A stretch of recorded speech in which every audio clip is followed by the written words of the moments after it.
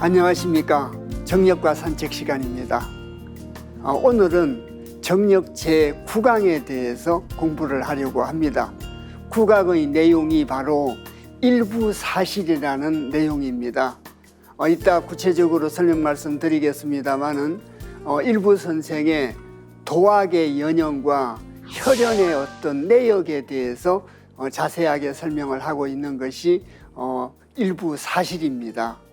그러면 일부 사실의 내용에 들어가기 전에 지난번 시간에 공부했던 내용을 간단하게 복습을 조금 하고 일부 사실에 대해서 공부를 하도록 하겠습니다.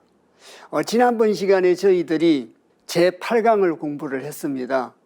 대역서 끝부분이죠. 그 대역서 끝부분인 8강을 공부를 해가지고 일부 선생이 공자의 학문을 갖다가 이었다. 그래서 잠시 보시면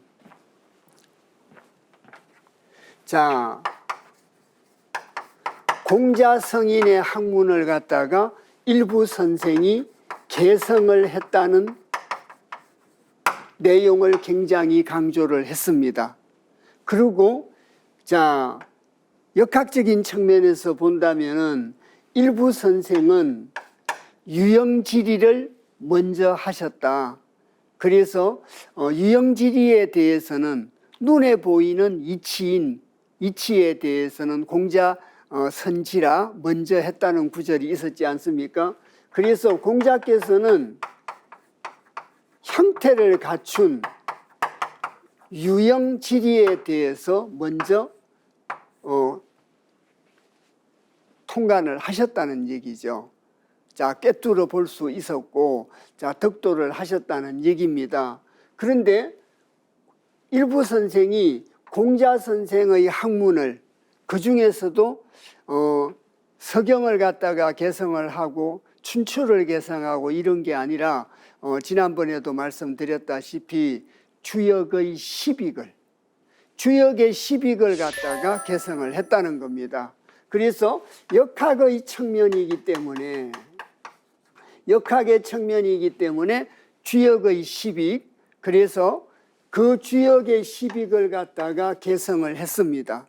그 개성을 갖다가 일부 선생이 개성을 하니까 그 개성을 해가지고 공부를 하게 됨으로써 일부 선생은 다른 말로는 무형외라고 했죠.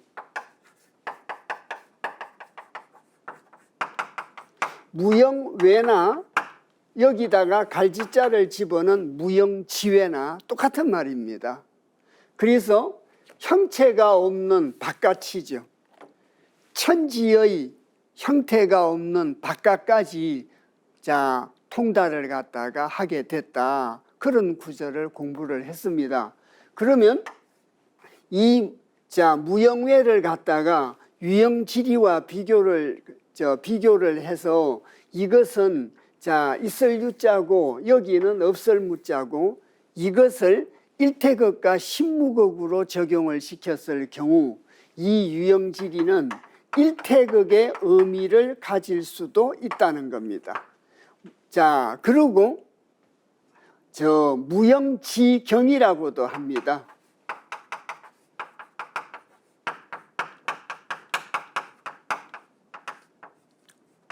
이 무형지경이라고 표시를 했을 때는 신무극을 의미합니다.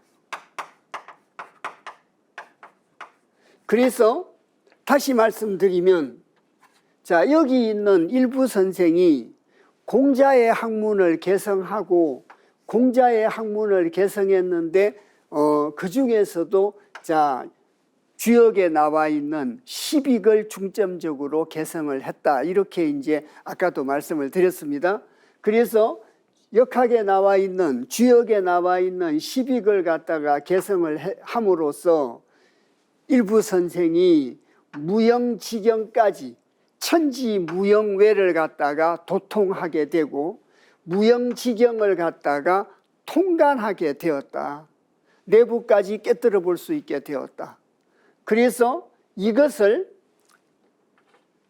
삼극지도로 표시를 한다면 신무극과 일태극으로 표시를 할 수가 있다. 그래서 거듭 말씀드리지만 일부께서 일부기망 선생이 공자의 학문을 개성함으로써 일태극에서 신무극까지를 갖다가 통달을 했다는 얘기입니다. 무형지경을 갖다가 통관하게 되었는데 유형지리야 당연히 개성을 했지 않겠습니까? 그래서 일부기망 선생이 혼자서 무형회를 갖다가 깨닫고 무형지경을 갖다가 통관하고 신무극의 이치까지 깨달은 것이 아니라 공자의 학문을 개성함으로써 이것이 가능하게 되었다. 그게 지난번 시간에 저희들이 공부했던 첫 번째 내용이었습니다. 그래서 공자가 위대한 서성이고 위대한 성인인죠. 그래서 그 성인의 학문을 개성함으로써 통관천지 무형외라, 천지 바깥에 형체가 없는 것까지 꿰뚫어 볼 수 있게 된 것은 공자의 학문을 개성했기 때문이다. 그래서 정력에서는 공자에 대해서 굉장히 칭송을 하고 감탄사 문장으로 표현을 하고 있습니다. 그러고 이제 두 번째가 문학종장과 치정종장이라는 걸 거론을 해서 정력에서는 공자와 맹자를 양부자 두 서성이 위대한 망고의 서성인저 이렇게 지난번 공부했던 8장의 끝을 맺게 되지 않습니까? 그래서 공자는 문학종장이다.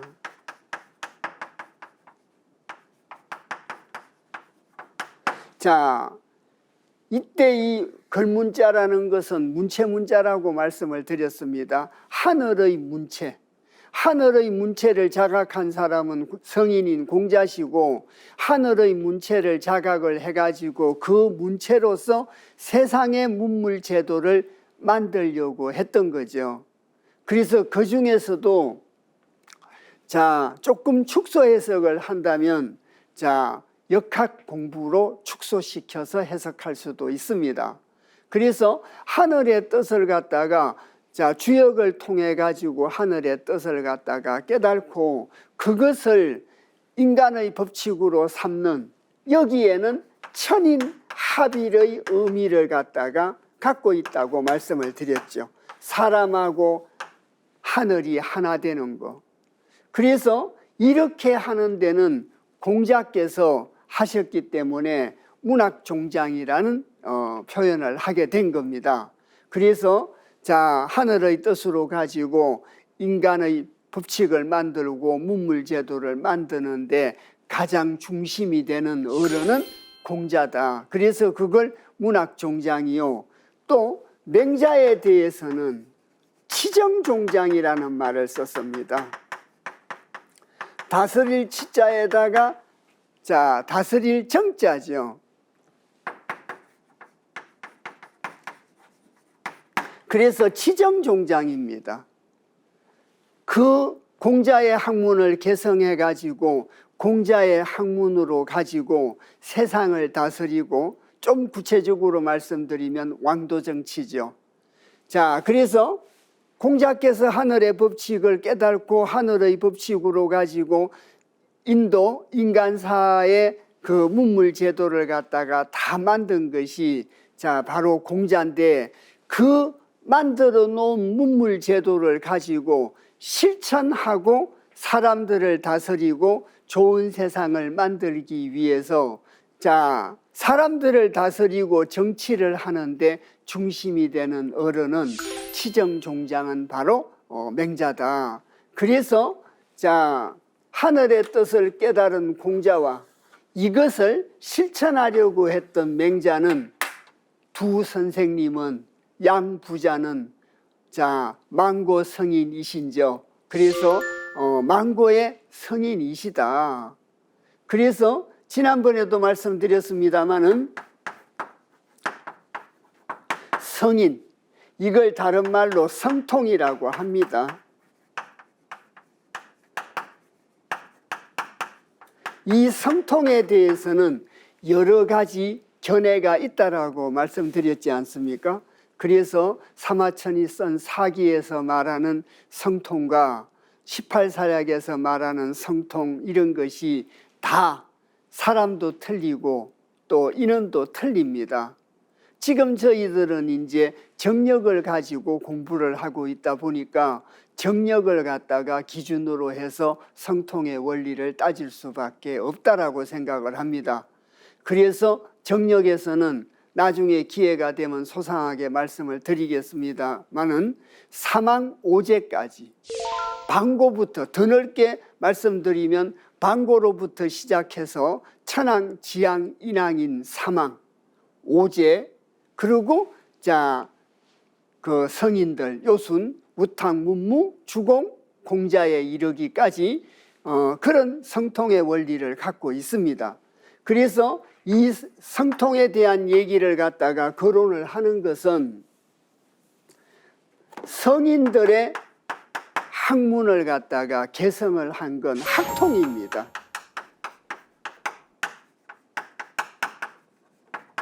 그래서 학통이고 또 옛날에 성인들은 대다수가 왕이었습니다.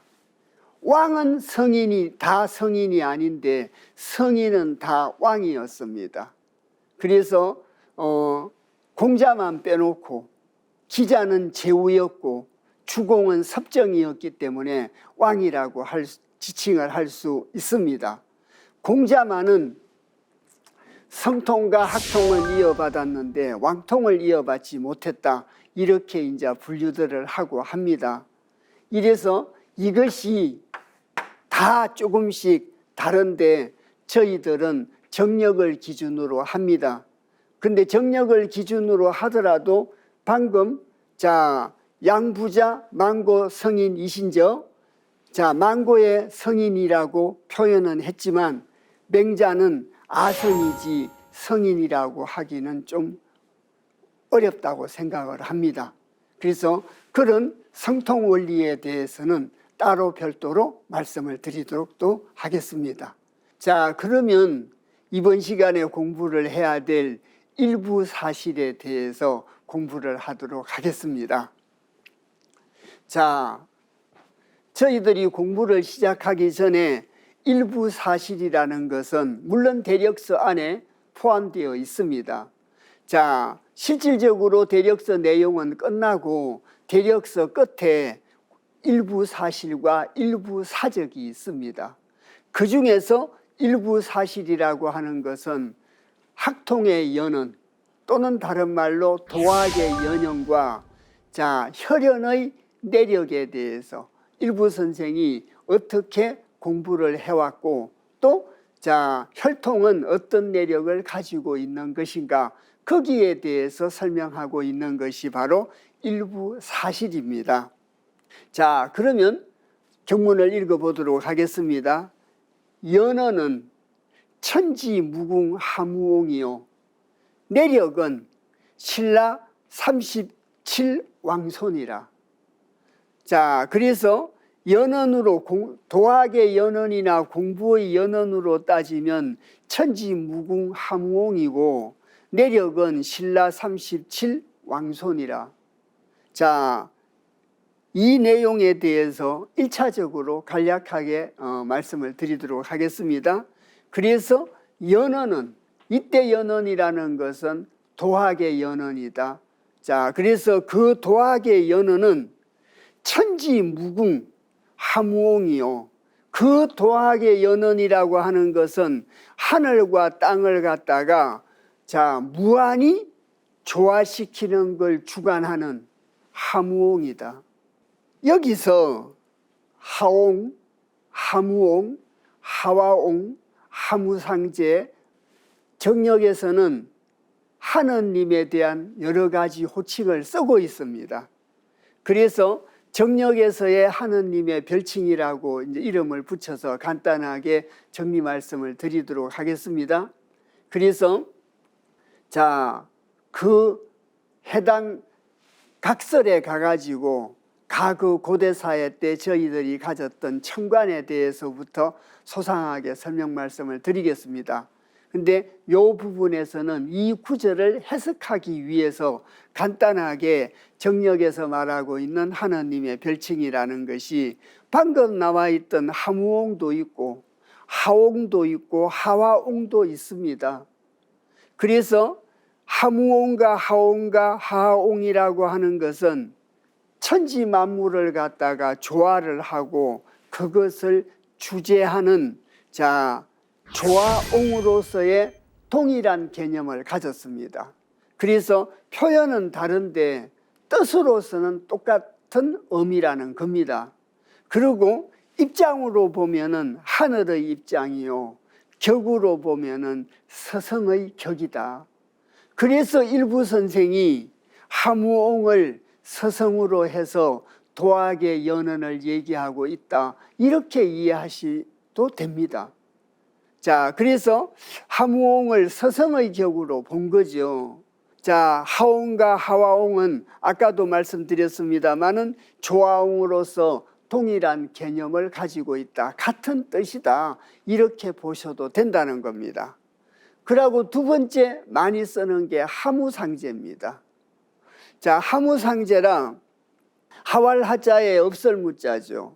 그리고 이제 윗상자의 임금제자랑 나중에 이번 시간 이 부분의 각설에서 소상하게 말씀을 드리겠습니다마는 과거에 하느님을, 고대사회 때는 하느님을 상제라고 불렀습니다. 그래서 그 하느님을 그때 그 하늘이라는 건 자연천, 스카이를 보고 말하는 것이 아니라 헤븐을 보고 말합니다. 인간사를 주재하는 하늘이라는 뜻이죠. 인간사를 주재하는 하늘이요, 인간의 길흉화복을 주관하는 하느님을 상제라고 했던 겁니다. 그래서 이제 하무상제는 입장은 사람의 입장에서 표현을 한 것이고 격은 군주의 격이다. 사람들을 주재하고 사람들을 다스리는, 길흉화복을 주관하는 그러한 성격을 갖고 있다. 그래서 정역에서는 성통을 따지면서 방고부터 먼저 설명을 합니다. 방고를 설명하고 방고에 의해서 천지 만물이 이루어지고 그것을 천왕, 지왕, 인왕이 다스리고 또 5명의 황제, 삼왕오제라고 합니다. 그래서 유소수인, 복희신롱, 황제, 그 5사람을 황제라고 합니다. 그래서 이제 삼왕오제라고 하죠. 그 뒤를 이어서 잘 알고 계시듯이 요임금, 순임금이 그 뒤를 잇게 되는 거죠. 이래서 정역에서 말하는 하느님의 별칭이라는 건 이렇다. 그래서 하무옹이라고 하는 것은 천하 만물을 갖다가, 천지 만물을 조화시키는 기능을 가진 것이 바로 하무옹이다. 그리고 격으로는 서성의 격이다. 그것만 일단 1차적으로 숙지를 하시면 되겠다 싶습니다. 그럼 다시 읽어보겠습니다. 이래서 도학의 연언은 천지무궁 하무옹이요. 그래서 천지에 무한한 조화를 다하는, 주관하는, 그 주관하는 사람을 하무옹이요, 그런 하느님이 하무옹이다. 그래서 천지의 조화를 주관하는 하무옹이 격으로 따지면 서성의 격이라고 했지 않습니까? 그래서 일부 선생은 하무옹서부터 공자에 이르기까지 그 모든 사람들의 학문을 갖다가 개성하려고 했다는 겁니다. 그래서 도학의 연언은 바로 거듭 말씀드리듯이 하무옹에서부터 공자까지 학문을 개성하려고 했기 때문에 그 학문을 갖다가 개성하려고 하고 오랜 기간 공부를 했기 때문에 일태극의 원리를 말씀하신 공자의 유형지리뿐 아니라 공자께서 개사편에 엄밀하게 뜻을 갖다가 숨겨뒀던 신무극의 원리, 신무극의 원리가 무극의 세계입니다. 정력에서 말하는 정력의 세계요, 금화정력의 세계죠. 그래서 그 금화정력의 세계까지 선우천 변화가 이루어지는 것까지 관통하게 되었다는 걸 얘기하고 있는 겁니다. 그래서 이 연언에 대해서 굉장히 많은 뜻을 갖다가 가지고 있는 거죠. 천지무궁하무옹이 갖고 있는 철학적 함이라는 건 굉장히 그 의미가 깊습니다. 그리고 이제 두 번째가 일부사실이라고 하는 것이 연언과 혈연의 내력에 대해서 설명하고 있다, 이렇게 말씀드렸지 않습니까? 그래서 첫 구절은 도학의 연언이요, 두 번째 구절은 혈연의 내력입니다. 신라 37대 왕손이라.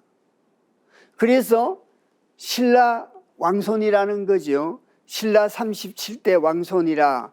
이래서 경순왕서부터 따져서 37대 왕손이었다. 그래서 이제 혈연으로는 왕손이요, 도학적으로는 하무옹에서부터 공자에 이르기까지 성인의 학문을 다 개성하려고 하고 공부를 해서 신무극의 세계까지 관통하고 도통하게 되었다, 이런 걸 얘기하고 있습니다. 그래서 이 내용이 1차적으로 말씀드릴 수 있는 일부 사실 중에 일부 선생의 도학의 연언과 혈연의 내력이다. 그리고 두 번째는 연언은 무궁이요, 내력은 장원해요, 도통천지무영 지외야 니라. 아마도 통천지 제일어는 기밀부이니라. 그래서 앞에서 도학의 연언과 혈연의 내력을 갖다가 설명을 하고 또다시 반복을 합니다. 그래서 연언은 도학의 연언이죠. 도학의 연언이라고 하는 것은 하무옹서부터 공자에 이르기까지 개성을 했기 때문에 없설물자 다할궁자, 다함이 없다는 겁니다. 인사적으로 말씀드리면 공부량이 엄청나다는 얘기가 될 수도 있습니다. 그래서 연언으로 따지면은 다함이 없고 무궁하고, 내력으로 따지면, 혈연의 내력으로 따지면 신라 왕손 37대 왕손이라고 했으니까 그 혈연의 내력이라고 하는 것은 길장자의 멀은자, 길고 요원하다는 얘기죠. 길고 멀다는 얘기입니다. 그래서 연언은 무궁이요, 내력은 장원해요. 그렇기 때문에 도통천지 무영지외야니라. 저희들이 지난번 시간에 관통이라고 했습니다. 거기서 사람. 그래서 통관이라고도 하고요. 그래서 골동자인데 뚫을 통자로 읽고 볼관자, 깨뚫어 볼 관자에 천지 무영외니라. 천지 바깥에 형체가 없는 것을 갖다가 깨뚫어 볼 수 있었다라고 했는데, 여기서는 길도자에 통할 통자를 쓰고 갈지자가 무영외 사이에 갈지자가 붙어서 무영외나 무영지외나 똑같은 의미로 해석을 하셔도 무방합니다. 이래서 천지, 하늘과 땅에 형체가 없는 바깥까지 도통했다는 겁니다. 지난번 시간에 저희들이 8강을 수업하면서 공부했던 내용을 오늘 9강 공부하기 전에 예습을 했습니다. 예습을 하면서 누누이 말씀을 드렸습니다. 혼자서 덕도하신 것이 아니라 성인들의 학문을 갖다가 개성함으로써 유형지리를 갖다가 먼저 행한 그 공자의 유형지리뿐 아니라 일태극의 원리뿐 아니라 신무극의 원리까지, 형체가 없는 바깥에 있는 것까지 도통을 하게 됐다는 걸 얘기하고 있습니다. 그 얘기를 다시 반복하고 있는 겁니다. 그래서 형체가 없는 바깥에 있는 것까지, 천지 변화의 원리까지, 선우천 변화의 원리까지 도통하게 되었다는 겁니다. 그래서 정력팔캐도라는 게 등장을 하게 되고 또 정력이라는 책이 등장을 하게 되었다는 겁니다. 그리고 여러 차례 말씀드렸습니다마는 저희들이 대역서 공부가 끝나고 나면 본격적으로 15일언과 11일언으로 구성이 되어 있는 정력의 내용을 공부하게 됩니다. 그래서 정력 상편은 15일언이고 하편은 11일언이다. 자주 말씀을 드렸습니다. 그래서 그 과정에서 금화교역과 선우천 변화와 금화정력의 세계가 이루어지게 되는 것을 설명하고 있는 것이 바로 정력이다. 이렇게 말씀드렸지 않습니까? 그래서 도통천지 무형지외야이니라. 그래서 8장의 내용을 조금 각도를 달리해서 또 한 번 설명하고 있다. 이렇게 이해를 하시면 되겠습니다. 그리고 일부사실의 마지막 구절입니다. 아마도 통천지 제1원은 기밀부이니라. 이렇기 때문에 천지에서 이치를 통달한 제1의 어뜸은 기밀부다. 그 얘기입니다. 그런데 그 글자 앞에 나와자와 말마자와 머리 두자를 써서 아마두라는 말이 있습니다. 저기에 대해서도 해석이 분분합니다. 그래서 이제 일각에서는 그냥 우리말로 아마도와 같은 뜻이다. 아마도와 같은 뜻이다. 이렇게 해석을 합니다. 전혀 근거가 없는 해석이다. 이렇게 말하기는 어렵다고 생각을 합니다. 그런데 일반적인 표현이지 도학적인 뜻으로 해석된 건 아니라고 생각을 합니다. 그래서 나자에다가 말마자는, 주역에서 말마자는 근도를 보고 말합니다. 근도를 보고 말하고 머리 두자도 근도를 의미합니다. 물론 주역에서는 머리 두자가 아니고 머리 숫자로 썼습니다. 설계편에서 머리 숫자로 쓰고 말마도 근도를 의미합니다. 그래서 아마두라고 하는 것은 우리말로 아마도의 뜻일 것이다라는 일반적인 의미가 아니라 주역 공계의 빈마지정이라, 안토빈자의 말마자입니다. 안마를 기르듯이 하면, 곤이라고 하는 것은, 땅이라고 하는 것은 하늘의 뜻에 순종해야 된다. 그것이 빈마지정입니다.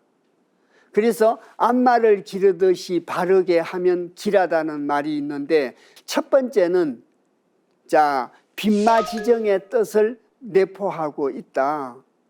그리고 두 번째는 근도를 비롯한 천지지도에 대해서 앞말처럼 순종하면서 모든 것을 갖다가 받아들이고 성현의 말씀을 받아들임으로써 무형외까지, 형체가 없는 것까지 도통할 수 있었고, 또 천지 바깥에 있는 형체가 없는 것까지 도통할 수 있었다라고, 그런 복합적인 의미로 이해를 하셔야 된다라고 봅니다. 그래서 직접적으로는 빈마지정의 뜻이 첫 번째 있고, 두 번째는 천지지도와 성현의 말씀에 대해서 겸손하고 나를 내려놓고 받아들이게 됨으로써 유형지리는 물론이거니와 무형지경까지 깨닫게 되었다는 의미로 받아들여 주셔야 된다는 겁니다. 그래서 원문을 읽고 한 구절 한 구절을 간단하게 설명 말씀을 드렸습니다.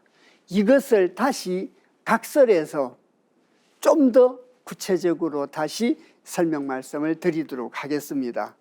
그래서 일부사실이라고 하는 것은 일부선생의 학통의 연원과 혈통의 내력에 대한 설명이다. 개요의 뜻은 이렇습니다. 그리고 이제 일부사실이라는 건 방금 말씀드렸고, 연원은 천지무궁하무옹이라. 그래서 일부선생은 그 연원이, 도학의 연원이 천지의 무궁한 조화를 주재하는, 조화를 담당하고 있는 하무옹을 근거로 하고 있다. 하무옹을 근거로 해가지고 성인들의 뜻을 개성했기 때문에, 그래서 형태가 보이지 않는 천지 바깥의 것, 그리고 이제 무형지경, 신무극의 원리, 그까지 도통할 수 있었다. 혼자 힘으로서는 되지 않고 혼자 노력이면 되지 않았는데, 하무옹을 근거로 해가지고 성인들의 학문을, 성통을 개성했기 때문에 무형지경까지 도통할 수 있고 신무극의 원리까지 도통할 수 있게 됐다. 이해 가셨습니까? 지금 이번 시간만 하더라도 여러 차례 반복 말씀을 드리고 있습니다. 그것이 바로 연원은 천지무궁하무옹이요. 그 하무옹에 대해서 아까 한 구절 한 구절 설명 말씀 드릴 때, 하무옹과 하옹과 하옹은 조화옹으로서 또 조화를 담당한 함으로 그러한 똑같은 동일한 개념을 갖고 있고, 이 구절에서는 서성의 격을 강조하고 있다. 서성의 격을 강조해서 하무옹을 서성으로 해가지고 성인들을 서성으로 해서 신무극의 원리를 깨닫게 되고 무형지경을 깨닫게 되었다. 이렇게 이해를 해 주십사라는 겁니다. 지금 저희들이 정력의 한 구절 한 구절을 놓고 또 예습도 하고 반복해서 설명 말씀을 올리고 있습니다. 물론 저희들이 15일원과 11일원에 들어가서도 한 구절 한 구절마다 반복해서 설명 말씀 드리고, 또 한 구절 한 구절마다 관련성이 있는 도표, 또 간지도수의 어떤 표, 달정사, 태양정사, 부족한 제가 할 수 있는 데까지 자료를 만들어서 이해를 돕도록 이렇게 교재를 편집을 했습니다. 그래서 반복하기 때문에 또 읽고 같이 공부하시고 하면 충분히 내용을 갖다가 이해하실 수 있으리라 확신하고 있습니다. 그리고 그 다음 구절을 보시면 내력은 신라 37 왕손이라. 그래서 신라의 왕손의 후손임을 얘기하고 있다는 겁니다. 일반적으로 관행으로 따지면 일부기망 선생이 강산 김문입니다. 양촌이 고향이고 강산 김문인데, 대다수 김씨들이 김해 김씨를 제외한 나머지는 경순왕의 후손이라고 하기 때문에 신라 왕손의 후손이다 이렇게 표현하지 않았나 싶습니다. 그리고 연원은 무궁하고, 하무옹서부터 연원을 했으니까 다 할 길이 없다는 뜻이지 않겠습니까? 그래서 도학적으로는 연원이 무궁합니다. 성학을 공부하고 성통의 원리를 개성하려고 했었기 때문에 그 뿌리가 굉장히 깊다는 얘기죠. 그리고 내력은 장원해라. 혈통으로는 그 내력이 장원하다, 길고 원대하다. 그래서 연원이 무궁하고 내력이 장원해라고 하는 것도 도학의 연원과 혈통의 내력에 대한 반복적인 설명입니다. 그래서 도통천지 무형지외야라. 그랬기 때문에 수없이 반복해서 말씀드렸듯이 하늘과 땅, 형체가 없는 바깥에 있는 것까지 도통하게 되고 통달하게 되었다는 겁니다. 그러니까 정력팔캐도를 만들고 금화교육과 선우천 변화를 통해서 금화 정력의 세상이 오게 되는 걸 예고하지 않았던가 싶습니다. 물론 정력의 관점에서의 얘기입니다. 그래서 도통천지 무용지외하라. 그래서 천지는 물론이고 하늘과 땅 그 밖에 형태가 없는 것까지 도통을 했다는 겁니다.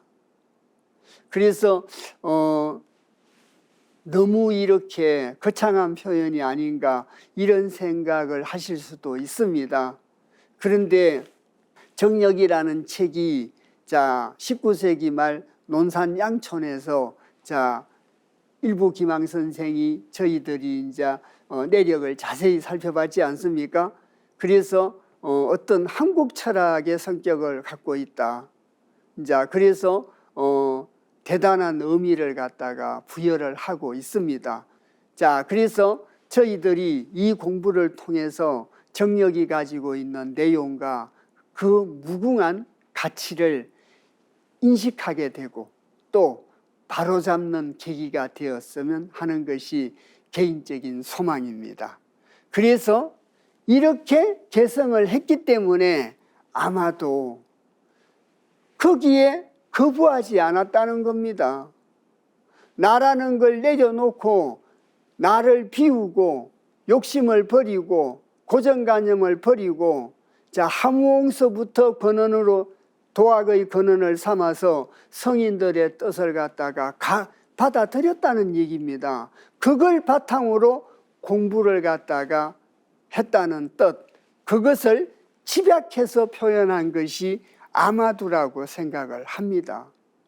그래서 공계의 빈마지정과 관련이 있어 보이고 천지를 통찰하고 학문의 연원과 무궁함과 조상의 내력이 이런 여러 가지로 따져서도 공부한 내력을 따져서나 조상의 내력을 따져서나 천하의 어떠면 기밀보다 조금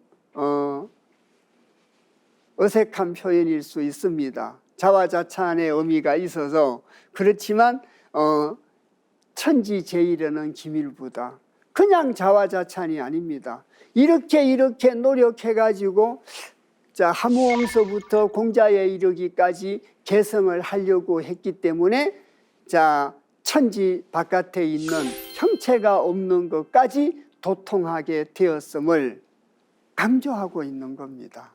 이해가 가셨습니까?